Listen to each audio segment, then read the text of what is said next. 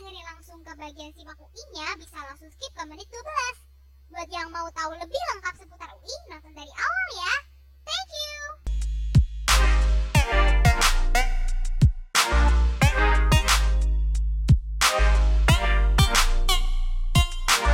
We can do it. Hai guys, balik lagi ke channel kita We Can Do It. Jadi hari ini kita udah kedatangan tamu. Teman-teman udah tahu dong kira-kira siapa tamunya hari ini. Yuk langsung aja perkenalkan diri kepada saudari Cia. Kenalin, nama gue Alessandra Patricia, biasa dipanggil Cia, dari Fakultas Hukum UI angkatan 2019. Nah, Ci, ini jujur pertanyaan yang pengen banget gue tanya sama lu dari lama. Karena Cia ini terkenal dengan manusia yang labil. Banyak pilihannya teman-teman. Dia dulu awal SMA bilang mau jurusan HI, abis itu administrasi bisnis, abis itu apalagi, terus kenapa akhirnya ujung-ujungnya hukum nih?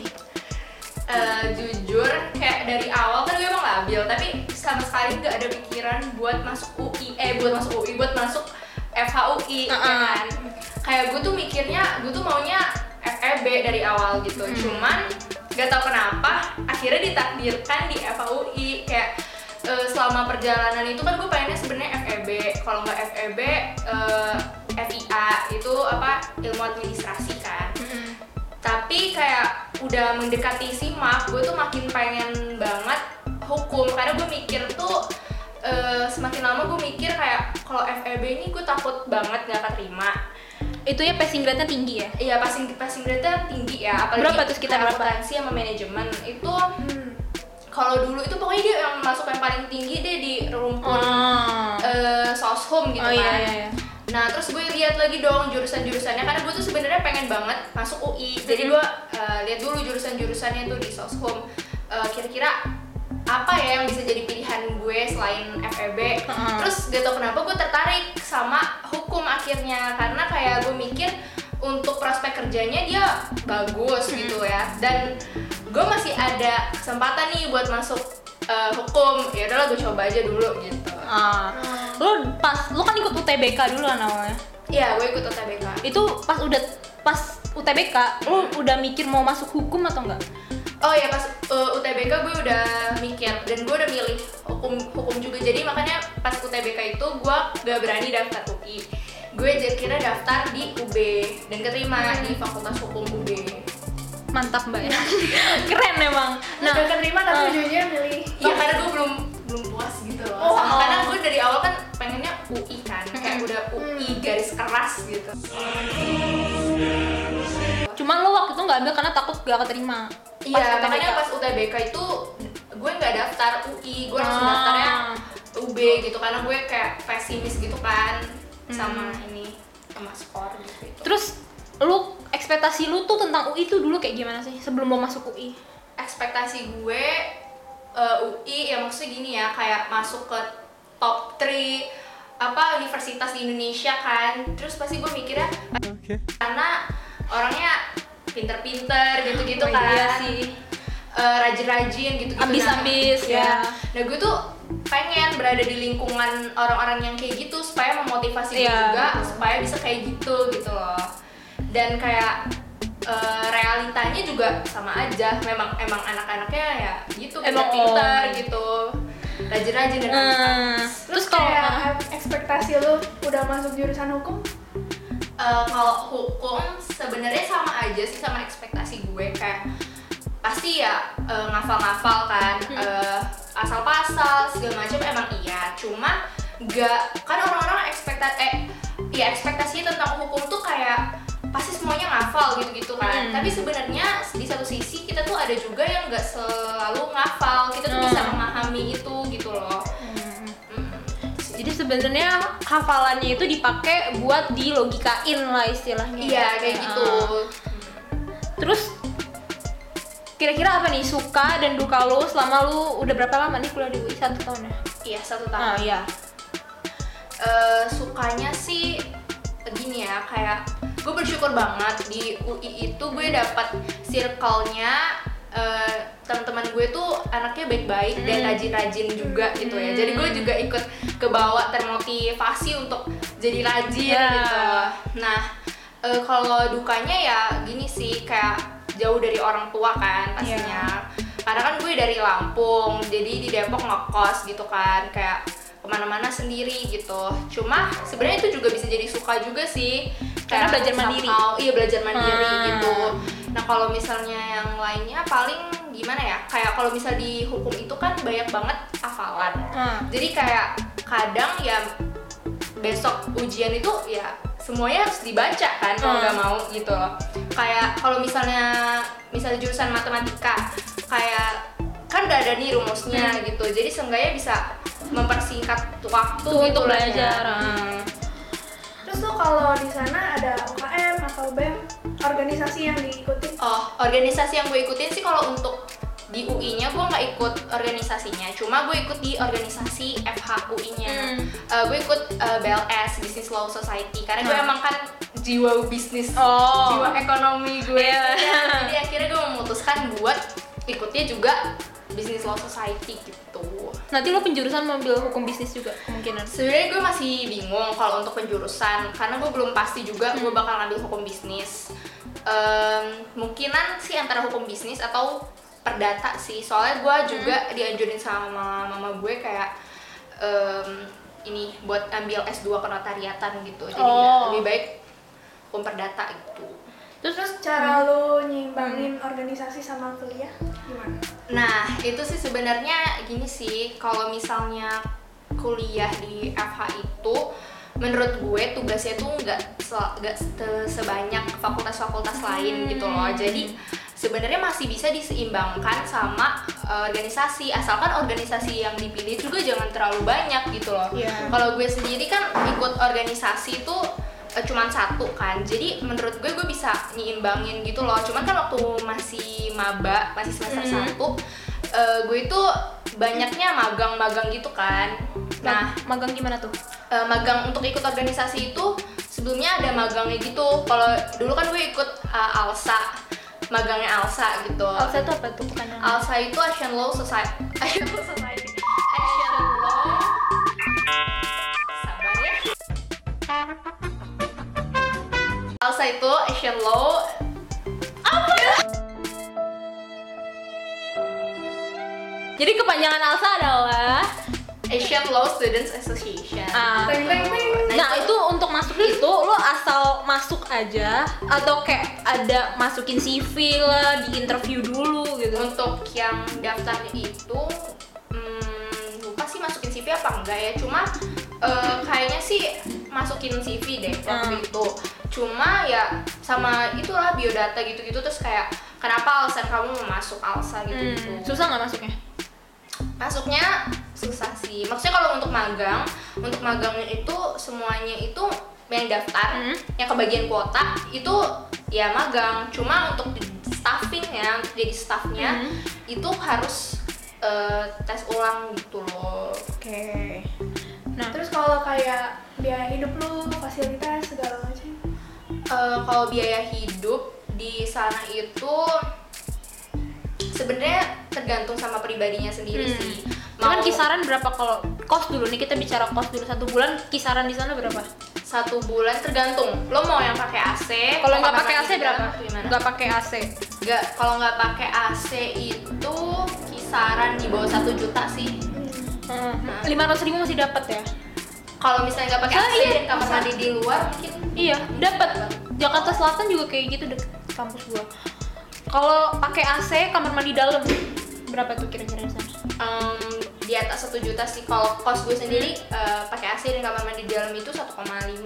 Nah, oke, itu masih ini nggak sih, masih masuk akal lah ya? Masih masuk akal harganya? kok. Dan kalian tuh nggak usah takut misalnya kayak sama biaya hidup di UI gitu ya, karena ada asrama juga buat yang dari daerah itu diutamain kan buat di asrama gitu. Itu ini nggak sih buat beasiswa bidik misi ya? Enggak sih, semuanya bisa daftar yang memang dikhususkan untuk yang dari daerah gitu loh, bukan yang dari Jakarta. Kalau yang asrama dari UI-nya sendiri itu udah gratis atau gimana? Enggak, tetap bayar, tapi itu lumayan murah loh. Kayak misalnya teman gue tuh ada yang di sana nggak pakai AC dan kamar mandi di luar, itu cuma 300.000 doang. Jadi sebenarnya kalian tuh bisa banget kalau mau menghemat gitu, tergantung gaya hidup kalian mau yang mau irit bisa, mau boros juga bisa. Tapi itu cepet-cepetan gak sih daftarnya? Karena mungkin banyak yang minat. Iya sih, jadi kalau misalnya kalian emang udah minat banget untuk di asramanya UI, kayak kalau kalian udah keterima tuh, ya udah langsung aja. Kalau misalnya mau di asrama, langsung kontak ininya dari pihak asrama. Kalau bisa belum keterima udah. Goblok. Nanti kayaknya nggak bisa keterima di asramanya juga ya. Kamu siapa gitu? Saya cuma mau numpang nginep ya. Kalau gini, aku mau nanya, UI itu sebenarnya fasilitasnya udah terkenal nggak sih? Fasilitas apa aja yang di UI? Fasilitas UI itu banyak banget sih, kayak misalnya kalau kalian nyari universitas yang pengen fasilitasnya lengkap, UI adalah pilihan yang tepat. Karena gini ya, kayak dia tuh dia juga kalau misalnya kalian ngekos gitu, dia juga apa ya, ada fasilitas yang mensupport gitu loh. Kayak misalnya ada Bikun kan, Bis kuning. Bis kuning. Bis kuning. Oh, Jadi oke. dia tuh selalu beroperasi gitu pada dari jam 7 sampai jam sore sih, jam 7-an gitu sih kalau misalnya weekday ya. Dan apa itu menurut gue membantu banget sih, karena UI itu kan luas banget, dan dari satu fakultas mau ke fakultas lain itu jauh banget kalau mau jalan kaki. Dan Bikun itu ya membantu kita untuk menghemat biaya juga kan, Dan banyak tenaga. Terus Terus di situ mana waktu itu gue pernah makan es krim sama dia di sana, tuh es krimnya enak banget. iya, Berapa harganya tuh? cuma 7.000 yang kecil, terus kayak 10.000 yang Itu enak banget guys. Kalian kalau ke UI harus beli es krim itu. beli ya di perpus UI, di perpus UI. Oh iya, perpus UI itu juga bagus banget gitu loh, dan kayak mall gitu nggak sih, yang kayak Iya. Kayak Nggak food pernah court ke UI, gitu. sedih banget gak tahu. jadi kayak di bagian bawahnya tuh kayak mall gitu nggak sih vibes-nya ya? Ya kayak food court sih. Kayak kan banyak makanan ada makanan Korea juga gitu-gitu, dan di lantai kan ada 4 lantai ya. Terus kayak di bagian atasnya tuh ya itu yang buat nyari buku, yang buat apa sih, belajar, ada study space-nya sendiri juga. Kayak discussion gitu. room macam itu. Discussion room ada, kalau mau self study juga ada gitu, kayak Mantep banget lah ya. iya. Terus kan perpus UI termasuk kalau nggak salah yang paling besar di Asia Tenggara deh waktu itu. Oh iya, pernah baca. Keren sekali. Terus kayak kan lu masuk UI lewat jalur SIMAK. Iya. Terus tahu nggak Ci jadwal ujian SIMAK Yang tahun ini, 2020 yang terbaru? Yang terbaru tuh kalau nggak salah ya, gue baca-baca itu tanggal 26 sampai 30 Juli ya. Terus untuk pengumumannya tanggal 5 5 Agustus. Nah, ini gue mau nanya sih lebih ke materinya. Itu kan katanya ada yang kemampuan dasar sama yang IPA sama IPS. Itu persis nggak sih kayak yang UTBK punya? Menurut gue itu mirip-mirip sih, cuman gini, pas UTBK zaman gue, which is 1 tahun yang lalu itu kan ini ya, sistemnya baru ya. Dan menurut gue itu soalnya tuh agak sedikit beda sama yang tahun-tahun sebelumnya gitu. Dari Kenapa TPS-nya itu TPS itu yang pengetahuan sosialnya. umumnya ya. Oh, Pengetahuan umum. Iya, kayak yang ininya. Kemampuan dasar itu kan meliputi matematika dasar, bahasa Indonesia, bahasa Inggris kan. Iya. Nah, itu yang lo maksud. Iya itu. Nah itu tuh ini kalau yang sebelumnya itu kan soalnya tuh udah diperbanyak, udah gitu ada sekat-sekat waktunya gitu kan. Jadi kalau misalnya udah selesai ngerjain misalnya bahasa Indonesia, lo nggak bisa balik lagi ke situ kayak tuh apa langsung ke bahasa Inggris, udah lo kerjain di situ 20 menit gitu misalnya waktunya gitu. Nah sedangkan kalau SIMAK itu nggak kayak gitu. SIMAK itu dia dikasih, kalau waktu zaman gue kan ada esai juga kan. Kalau sekarang udah nggak ada ya? Sekarang udah nggak ada esai. Jadi misalnya lagi bagiannya kemampuan dasar gitu, terus ya udah kerjain, kayak lo bisa ngerjain mau bahasa Indonesia dulu atau mau bahasa Inggris dulu atau mau Lebih matematika fleksibel. dulu. Ya lebih fleksibel gitu. Jadi lo bisa ngerjain nih yang mana lo bisa dulu, lo kerjain tuh banyak-banyak tuh sampai udah selesai semua tuh yang lo bisa, baru lo mulai kerjain tuh yang nggak bisa, biar mempersingkat waktu juga gitu kan, nggak habis waktu. Tuh. Terus soal SIMAK ini itu tuh kayak lebih susah dari UTBK kah atau lebih mudah atau mirip? menurut gue pribadi, karena gue juga ikut bimbel ya untuk persiapan ini, soal SIMAK itu tuh kayak mirip banget sama soal yang gue pelajarin di bimbel gue gitu loh. Sebutin aja bimbelnya nggak apa-apa. Siapa tahu nanti kita di endorse ya. Apa nama bimbelnya? Iya, gue itu ikut Inten. Inten yang mulia.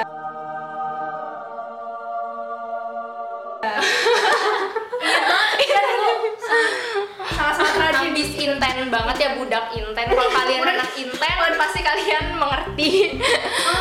Nah, kalau les Intennya sendiri nih, itu lo ambil paket yang mana? Paket maksudnya? Ada paket-paketnya nggak sih, kayak ambil nyampe UTBK doang atau sampai SIMAK? Enggak, atau jadi gimana? itu memang kayak udah jangka waktunya 1 tahun gitu sih gue ambil gitu. Jadi kayak ya udah sampai mandiri lu udah dapat paketnya gitu. Jadi kalau misalnya lu udah keterima di SBM dan lu nggak mau SIMAK lagi gitu, ya udah kita nggak usah les lagi. Tapi kalau misalnya lu udah keterima SBM nih kayak gue tapi gak puas dan lo masih pengen SIMAK, ya udah lo ikut lagi nggak apa-apa, nggak masalah gitu. Nah, itu lo belajarnya cuman dari les itu doang atau lo ikut les online atau? Nah, dulu tuh gue bener-bener kalau bisa dibilang gue ambis banget sih kalau dulu. Dan kayak menurut gue yang les aja tuh nggak cukup gitu loh. Kayak udah les terus kayak gue masih merasa pesimis gitu loh sama apa yang udah gue pelajarin. Jadi akhirnya gue masih tetaplah gue ikut Genius, gue langganan Genius. Terus kan masih ada harganya kalau Genius lo itu beda-beda per bulan, per tahun. gue tuh ikut Genius itu cuma pas mendekati SBM sama SIMAK sih. Jadi kayak gue ambil yang 3 bulan itu kalau nggak salah 100 ribuan gitu, gue nggak ingat, pokoknya 100 ribuan. Tergolong murah lah ya. Iya, tergolong murah sih, dan itu lumayan banget kalau kalian mau belajar sendiri di rumah dan gak mau ikut bimbel. Gue saranin kalian bisa ikut kayak Genius, Ruang Guru gitu-gitu, karena itu kan lengkap juga kan, ada soal-soalnya, ada pembahasannya gitu. Dan gue beli buku. Lo tau kan yang kalau misalnya yang ada yang di sekolah, datang, ada yang datang, dia nawarin buku, nawarin ini, soal dibeli itu. semua. Gue selalu beli. Gue selalu beli bener-bener yang kayak gue mau mempelajari semua hal gitu. Dan akhirnya lo loh. bener-bener baca, lo kerjain soal-soalnya. Iya, gue baca dan gue kerjain. Gue juga beli, gue juga I see. Gramet, beli buku yang The King gitu-gitu. Kita semua tahu bagaimana Gila sih, memang dia dulu kayaknya bodo amat sama nilai dia semester 2, yang penting lulus UI gitu kan. Ya sumpah, karena sebenarnya ya nilai Nggak di penting, sekolah nggak ya penting sih nggak penting sebenarnya. banget. Yang penting tuh lu masuk di univ mana gitu gitu. kan. Tapi gue tetap peduli sih sama nilai gue. Cuman kalau guru nerangin materi, lu lebih pilih ngerjain soal SBM enggak sih dulu? Tergantung, biasanya kalau ada free time itu Cia fokus Ya, banget. Iya. Kalau misalnya kayak waktu istirahat gitu-gitu, ya gue pakai lah buat ngerjain soal-soal Inten gitu-gitu. Oke. Gak bisa diganggu ya Cia. Walaupun lingkungan sekitar di kelas lagi pada main. Iya, lagi pada main ya. Ya udah lah ya, gue memang kayak pas semester pas kelas 12 itu kayak sedikit mengansos tapi untuk masa depan yang lebih baik ya udahlah. Bagus. Terus kalau tips and trick nih, lo ada nggak tips and trick untuk kerjain soal SIMAK UI? Tips and triknya tuh pertama jangan panik sih. Ya, gue tahu rasanya tuh pasti deg-degan banget pas ngerjainnya gitu, kayak aduh ini langkah terakhir gue ini masuk UI, bakal dapet apa enggak ya, kayak deg-degan gitu kan. Tapi kayak ya kerjain aja semampu kalian gitu. Kalian jangan panik, kayak cari dulu soal yang kalian bisa gitu, kalian kerjain dulu. Nah nanti kalau misalnya udah dikerjain semua, baru kalian coba kerjain yang kalian kurang bisa, kalian coba-coba lagi gitu ya. Ya dulu kan gue kayak, karena gue dari IPS, gue juga buruknya tuh di matematika ya. Tau lah ya matematika IPS gimana. Dan sedangkan saingan untuk masuk hukum itu kan Ada dari IPA juga. ada dari IPA juga yang Hey, anak-anak IPA. Jangan ambil jurusan. Bercanda. Nggak apa-apa sih. Itu pilihan kalian ya. Cuma ya maksudnya Jadinya memberat kita yang anak IPS. Terus kalau lintas jurusan itu apa sih? Terus bisa nggak pilih lebih dari satu? lintas jurusan itu bisa, maksudnya lo mau lintas jurusan bisa kalau lo dari IPA dan lo mau ngambil jurusan soskum kayak FEB atau FH gitu bisa. Ya lu harus belajar lagi dari awal kan berarti kan. Lu belajar lagi soshum gitu. Cuma kalau lu dari soshum dan lu mau ambil jurusan saintek ya susah sih itu kan. Pasti jauh lebih berat. Iya jauh lebih berat dong. Kayak ya sebenarnya tuh pilihan lo Belajar sendiri fisika, gitu. kimia lagi. Tapi jarang banget lah anak soshum Mau ambil saintek. jurusan IPA ya. Terus bisa nggak tuh pilih lebih dari satu jurusan pas SIMAK UI? Bisa, jadi di SIMAK UI itu dia tuh bisa 6 jurusan ya. Cuman gini, dia 3 jurusan pertama, jadi biayanya 500.000 dan lo semakin nambah jurusan itu nambah 60.000 gitu Per prodi. Per prodi. Terus kuota SIMAK UI itu berapa? Kalau SIMAK UI itu untuk tahun ini kayaknya lebih banyak ya, 50%. 50% untuk reguler, nanti dicek aja nih. Nanti aku ada link video foto di sini maksudnya. Aku kasih tahu ke kalian kuotanya. Terus kalau biaya kuliahnya sendiri gimana? Ada perbedaan nggak antara yang SBM, SNM? Jadi kalau misalnya gue kan gue SIMAK reguler, jadi biayanya tuh sama yang masuk lewat lewat SBM sama SNM gitu. Nah kalau misalnya ada lagi kan, kalau SIMAK tuh ada 4 kan, reguler, paralel, internasional sama vokasi. Kalau yang reguler kayak gue itu sama kayak SNM dan SBM. Terus kalau misalnya paralel dia tuh udah ditentuin gitu dari UI-nya gitu. Jadi Harus segitu. Iya, harus segitu. Oke. Biayanya menurut gue ini sih setiap Pilihan. jurusan itu beda-beda gitu loh, ditentuin dari UI-nya sendiri gitu. Nah kalian bisa cek sendiri sih kalau mau cari tahu tentang biaya yang paralel di website-nya UI. Cuma kalau misalnya yang kayak gue, kayak reguler gitu, dia tuh ada 2, berkeadilan sama pilihan. Kalau misalnya berkeadilan tuh dia mengikuti Kemampuan orang tua. Kemampuan orang tuanya. Jadi range-nya itu kalau misalnya yang IPS, yang soshum, dia tuh 0 sampai 5 juta gitu. Kalau misalnya yang saintek itu 0 sampai 7.500.000. Oke. Sedangkan kalau tapi kan kalau itu kan agak ini ya, karena lo bakal nge-apply slip gaji orang tua bla bla bla gitu. Cuma kalau lo nggak mau ribet, Yang pilihannya tuh ambil yang pilihan itu range-nya itu 7.500.000 sampai 15 juta gitu. Kayak kalau misalnya lo punya uang lebih dan lo mau membantu teman-teman yang kurang mampu, lo bisa pilih yang pilihan. Terus itu biaya, ada nggak sih kayak biaya tambahan misal untuk tugas atau biaya beli buku itu? Nah kalau biaya tugas dan beli buku kayak gitu tiap jurusan beda-beda sih. Tiap jurusan beda-beda sih. Cuma ya kalau misalnya beli buku kayak gitu, bahkan ada mahasiswa yang kayak nggak mau beli buku gitu loh. Jadi gimana tuh? Ya karena sebenarnya gini, kayak itu tergantung pilihan lo sendiri gitu loh, mau beli buku atau enggak. Cuma ada yang beberapa dosen yang mewajibin lo harus punya buku ini, kalau enggak lo nggak bisa ikut kuliah gitu. Oh, jadi kalau nggak wajib nggak apa-apa gitu. Iya, cuma kalau gue sendiri sih gue beli semua buku yang emang diperluin sih gitu. Buat belajar lah ya, masa nggak ada buku. Gitu. Bener sih. Ya, dan kalau untuk biaya beli bukunya sendiri sih Kisaran berapa tuh kalau untuk FH? Kayak 300 sampai 500 ribuan gitu sih. Itu udah all in semua matkul. Iya. Di semester. Karena ini banyak juga biasanya kayak cutting-cutting yang jual buku bekas. gitu. Bukan buku bekas. Oh, buku emang udah satu paket gitu loh. oke. Oh iya, Ya. sama aja. Di kampus Iya. juga suka ada yang nawarin gitu. Lo ambil ini udah langsung 400.000 gitu. Ya udah ikut PO-nya gitu. Kadang kalau mau nyari sendiri udah nyari sendiri gitu. Iya. Terus kalau kayak cara daftar sama perlu nggak sih ada pengalaman organisasi atau kayak prestasi apa yang Untuk dibutuhkan? apply gitu Untuk loh. apply apa tuh? Untuk apply SIMAK. Atau pure nilai rapot gitu. Enggak, SIMAK itu pure test.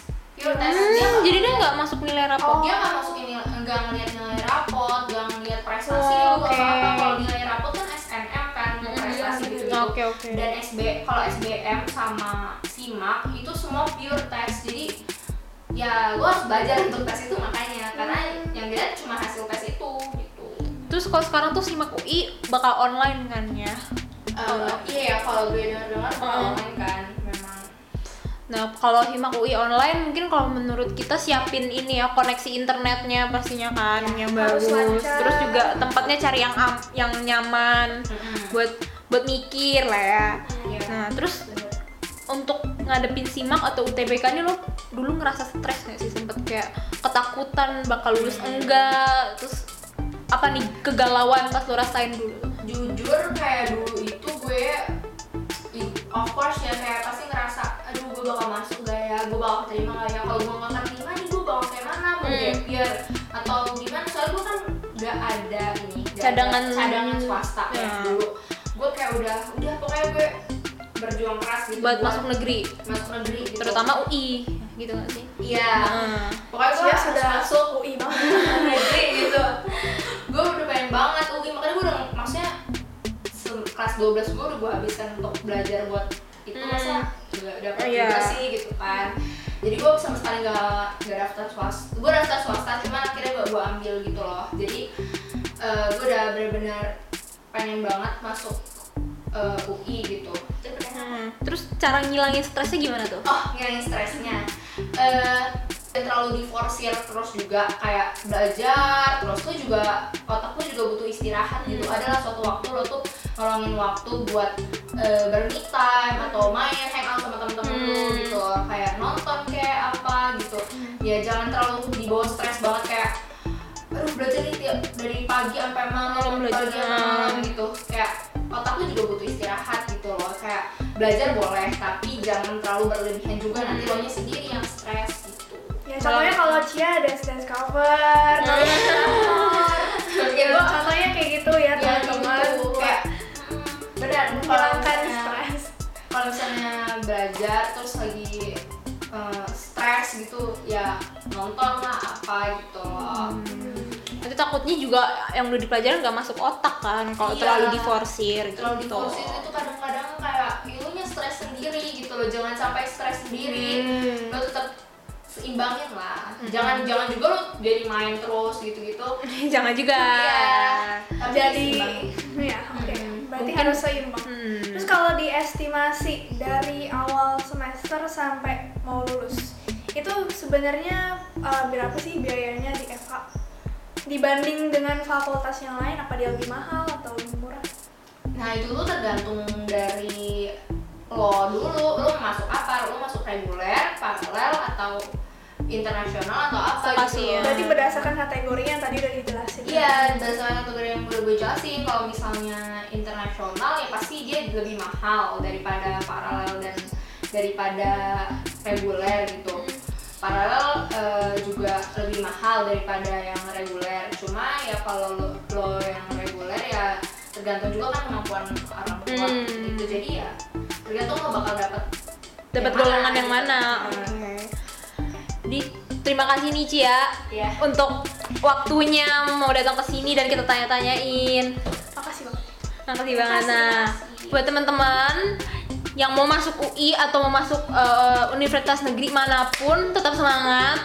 Pasti banyak belajar atau bisa juga ikut bimbel kayak contohnya apa tadi yang Cia ikutin? Ya bisa ikut Inten yang mulia Inten. Atau bimbel Disclaimer, video ini tidak disponsori oleh Inten. Iya. Tidak. Atau bimbel manapun atau online ya, tanya-tanya temen kek, tanya-tanya ini nggak sih kakak tingkat yang Iya, udah masuk sana bener-bener. tuh. Banyak informasi, cari informasi sendiri juga ya, jangan terlalu mengandalkan ini bimbel banget gitu ya. Harus cari informasi sendiri juga. Terus banyak berdoa juga pastinya. Betul. Jangan lupa istirahat, terus jaga pola makan, olahraga segala Jangan sampai macam. sakit. Nah, dan ketemu lagi ya nanti di konten-konten kita berikutnya. Dan don't forget that we can do it.